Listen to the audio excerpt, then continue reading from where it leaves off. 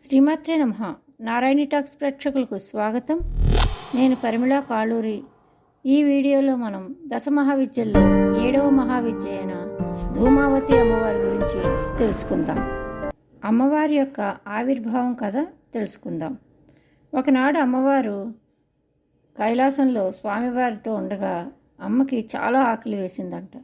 ఆకలి వేసినప్పుడు స్వామివారిని ఆకలి వేస్తుందని అడగగా స్వామివారు దానిని పట్టించుకోకుండా తన జపం తాను చేసుకుంటూ ఉండేటప్పుడు అమ్మవారికి విపరీతమైన ఆగ్రహం వచ్చి ఆ ఆకలిని తాళలేక పరమేశ్వరుణ్ణి మింగివేసిందట. అలా మింగిన వెంటనే ఆమె ఆకలి అయితే తీరింది, కానీ స్వామివారు సాక్షాత్ అగ్నిస్వరూపుడు. ఆయన్ని మింగివేయడం వల్ల లోపల నుంచి విపరీతమైన పొగలు రావడం మొదలయ్యాయి. ఆ పొగలు రావడంతో అమ్మవారి శరీరం అంతా కమిలిపోయి బీటలు వారిపోయి బీటల్లోంచి పొగలు రావడం మొదలయ్యాయి. అప్పుడు లోపల నుంచి స్వామివారు ఇలా చెప్పారంట, ఏమంటే, ఓ సతీ, నీవు నన్ను మృంగివేసినందువల్ల నీవు ఈ లోకంలో ఈ విధవా రూపంలోనే ఉంటావు, ఈ విధంగానే పూజలు అందుకుంటావు, దీని యొక్క అంతరార్థం కూడా ప్రజలు తెలుసుకుంటారు అని స్వామివారు అనుగ్రహించారంట. ఆ విధంగా అమ్మవారు కమిలిపోయిన శరీరంతో మొత్తం పొగలు వస్తూ ఉన్నారంట. ఇంకొక కథ ప్రకారం ఏమిటంటే,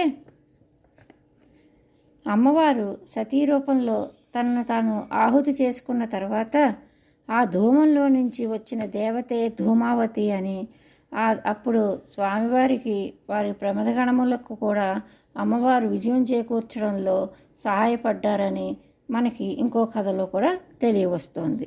అమ్మవారి యొక్క శక్తి కేవలం స్వామితో కాకుండా ఏకంగా ఒకే ఒక రూపంలో ఉండడం వల్ల ఈ అమ్మవారి శక్తి కొంచెం అధికంగా ఉంటుంది, కొంచెం క్రోధంగా కూడా ఉంటుంది.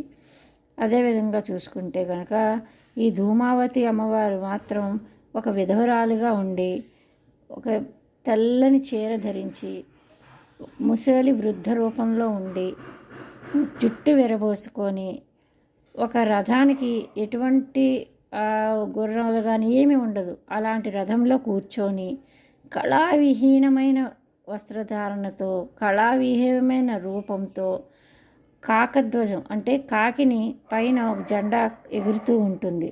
ఈ విధంగా విపరీతమైన అలక్ష్మి రూపంతో మనకి చూసిన వెంటనే కొంచెం భయం వేస్తుంది, వింతగా అనిపిస్తుంది. అంతేకాకుండా ఈమె నిస్సారమైన స్థలాల్లో, ఒక విధంగా చెప్పాలంటే శ్మశానాల వైపు కానీ ఎక్కువ శోకాలు ఉన్న వైపు కానీ ఇటువైపు మాత్రమే ఈవిడ్ని ఎక్కువ మనం చూస్తూ ఉంటాం. అందువల్లే ఈ అమ్మ యొక్క విగ్రహాలు కానీ రూపం కానీ మనకి ఎక్కువ ఎక్కడ బయట అంతగా కనిపించదు. ఇప్పుడు మనం ఈ అమ్మవారిని, ఈ రూపం యొక్క అర్థం ఈ విధంగా ఉంటుంది. భౌతికమైన రూపంలో ఎటువంటి ప్రియం ఉండకూడదని యథార్థాన్ని మనకు తెలుపుతున్నట్టుగా ఉంటుంది. అమ్మవారు వినాశనం మరియు నిరాశకు ప్రతిరూపంగా కనిపిస్తారు. ప్రతి విషయం అశాశ్వతమే అని మనకు అనుక్షణం గుర్తు చేస్తుంది. ఈ అమ్మను మనం ఆరాధిస్తే నీ జీవిత పర్యంతం మనకు కష్టం అనేది రాకుండా చూసుకుంటుంది. ఈ అమ్మ యొక్క పూజ అందరి వల్ల సాధ్యం కాదు. మన జీవితంలో ఎంతటి కష్టాన్నైనా ఎదుర్కోవాలంటే మనం అన్యదా శరణం నాస్తి త్వమేవ శరణం మమ అని అమ్మను ఆశ్రయిస్తే తప్పక అమ్మ యొక్క శక్తి మనను సదా కాపాడుతుంది. అవసరానికి మించిన కోరికలు, ధనం, అహం ఇటువంటి దుర్గుణాలతో మనం అమ్మను ఆశ్రయిస్తే అమ్మ ఆశ్రయం మనకు దక్కదు. ఏది ఎంత కావాలో ఎప్పుడు ఇవ్వాలో అమ్మకు మాత్రమే తెలుసు అని నమ్మి ఆరాధిస్తే తనే అన్నీ ఇవ్వడానికి ముందుకు వస్తుంది అని మనం తెలుసుకోవచ్చు. మనకు ఏది శ్రేయస్సో అమ్మకు మాత్రమే తెలుస్తుంది అని మనం గ్రహించాలి. ఇంకా జ్యోతిష్యంలో అమ్మవారిని ఏ విధంగా ఏ గ్రహంతో మనం చూస్తాము అంటే, అమ్మ జ్యోతిష్యంలో కేతుగ్రహానికి ప్రాతినిధ్యం వహిస్తుంది. కేతువు అంటే పొగ రూపంలో ఉండే ఛాయాగ్రహం తన తలలేని మొండెంతో మాత్రమే ఉంటుంది. కేతుగ్రహం జాతకం చక్రంలో ఏ స్థానంలో ఉంటే ఆ స్థానంపై వ్యామోహం అనేది బాగా తగ్గించేసి దైవికమైన కార్యక్రమాల వైపు మన ప్రయాణం సాగించేలా చేస్తారు. కేతు అనుగ్రహం అంటే దైవం వైపు మనం అడుగులు పడతాయి. ఏది శాశ్వతం కాదు అని మనకు కేతువు దశ వచ్చినప్పుడు ఎవరికి ఎటువంటి వారు అన్నది కూడా మనకి పూర్తిగా అవగతమవుతుంది, అర్థమయ్యేలా చూపిస్తారు కేతువు.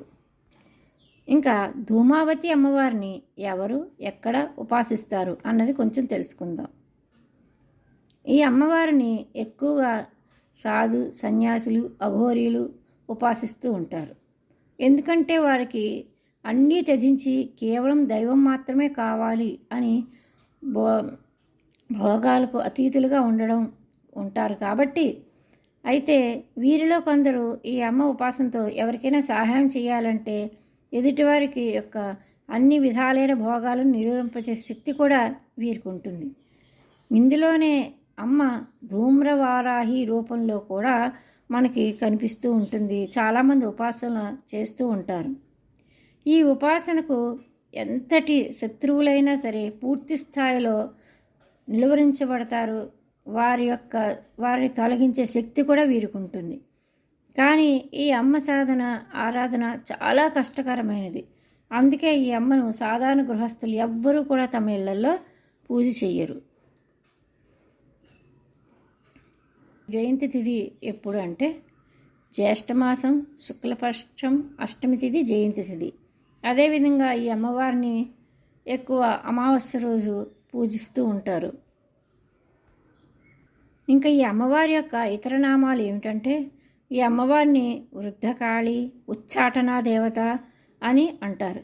ఈ ఉచ్చాటనా దేవత అంటే ఎంతటి కష్టమైనా కూడా తీర్చగలదు అని అర్థం. ఈ అమ్మవారి ఆలయాలు ఎక్కడెక్కడున్నాయి అంటే అమ్మవారు కాశీక్షేత్రంలో అమ్మవారి ఆలయం ఉంది. అదేవిధంగా గౌహతిలో కామాఖ్యలో కూడా ఉంది. ఇతర చోట్ల కూడా అంటే ఈ అమ్మవారిని పూజించేవారు ప్రత్యేకమైన కొన్ని నిర్మానుష ప్రదేశాల్లో వారి శక్తిపీఠాల్లో నిక్షిప్తంగా గుప్తంగా చేస్తూ ఉంటారు పూజలు. అందువల్లే ఇక్కడ విరివిగా ఈ అమ్మవారి యొక్క దర్శనం మనకు కనిపించదు. కామాఖ్యలో కూడా మనం వెళ్ళి చూసుకుంటేనే తప్ప విరిగా కనిపించదు. అదే కాశీలో అయితే మాత్రం ఎప్పుడు అమ్మవారి దర్శనం ఉంటుంది, దర్శనం చేసుకోవచ్చు. ఇంక ఈ అమ్మవారికి నైవేద్యం ఏం పెడతారు అంటే ఉప్పు లేని ఆహారం, రుచి లేని ఆహారం, అదేవిధంగా అస్సలు పెసరపప్పు, బియ్యం, ఉప్పు ఏమీ లేకుండా, నెయ్యి అది కూడా లేకుండా ఇటువంటివి మాత్రమే అమ్మవారికి ఎక్కువ నైవేద్య రూపంలో పెడుతూ ఉంటారు. ఇంకా ఈ వీడియోని ముగించే ముందు చివరిగా నేను చెప్పేది ఏమిటంటే ఈ దశమహావిద్యలు దేవతలను స్వార్థపూరితం కోసం, ఎదుటివారి నాశనం కోసం అస్సలు ఉపాసించరాదు.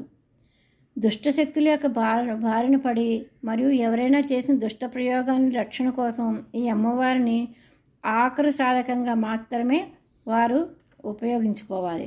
అది కూడా నిర్దిష్టమైన గురువుల యొక్క శక్తి కొలది మనకు దీక్షను ఇవ్వడం ద్వారా లేక వారి పూజల ద్వారా మనకు సహాయపడగలరు. అంతేకాని ఎవరికి వారు ఆన్లైన్ ద్వారా వీడియోల ద్వారా చూసి నేర్చుకొని ఏమాత్రం కొంత అటు ఇటు అయినా దాని ప్రభావాన్ని ఎలా తట్టుకోవాలో తెలియక చాలా కష్టాల్లోకి వెళ్ళిపోవాల్సి వస్తుంది. జాగ్రత్తగా ఉండాలి. సాధారణ గృహస్థులందరూ కూడా అమ్మవారి యొక్క శాంత రూపం, అది లలితా త్రిపుర సుందరి రూపం. అమ్మవారు రోజు ఇంట్లో మనం లలితా సహస్రం చదువుకుంటూ ఉంటే అమ్మకు శక్తి కొలది నైవేద్యం పెడితే అమ్మ మనకు లలితా శాస్త్రంలో చెప్పిన విధంగా శాంతిమూర్తిగా మనకు కావాల్సిన వరాలన్నింటినీ కురిపిస్తూ ఉంటుంది. అంటే మనకు ఏది శ్రేయస్సో ఆ వరాన్ని మనకి ఇచ్చి మన శ్రేయస్సుకి అభివృద్ధికి అమ్మ తోడ్పడుతుంది.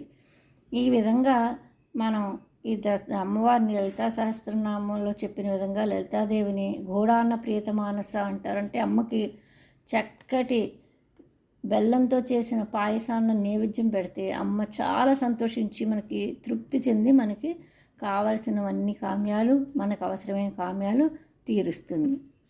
ఈ విధంగా మనం సాత్వికమైన రూపంతో కూడా అమ్మవారిని పూజ చేసుకోవచ్చు.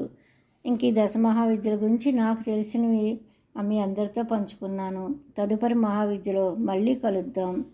నా మిగిలిన వీడియోలన్నింటినీ కూడా ఇక్కడ పెడుతున్నాను. వీలైతే చూడండి. తప్పకుండా సబ్స్క్రైబ్ చేసుకోండి. నలుగురికి అమ్మవారి అనుగ్రహం కలుగజేయండి.